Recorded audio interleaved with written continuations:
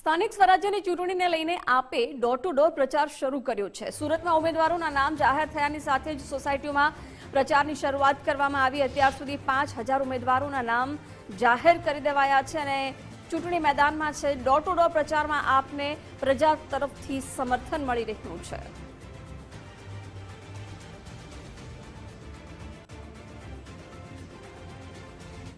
સ્થાનિક સ્વરાજ્યની ચૂંટણીને લઈને ભાજપે પણ તૈયારીઓ શરૂ કરી દીધી છે। ઉમેદવારોની જાહેરાત મુદ્દે ભાજપ અધ્યક્ષે નિવેદન આપ્યું।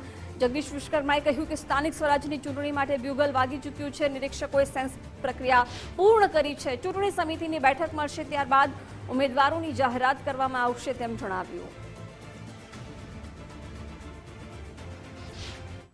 જ્યારે સ્થાનિક સ્વરાજની ચૂંટણીના બ્યુગલ વાગી ચૂક્યા છે, આખા રાજ્યની અંદર ભારતીય જનતા પાર્ટીના તમામ નિરીક્ષકોથી માંડી અને સેન્સ પ્રક્રિયા પરિપૂર્ણ થઈ છે અને આગામી દિવસોથી ચૂંટણી સમિતિ પણ બેસશે અને તમામ જગ્યાએ એને યોગ્ય નિર્ણય લેશે।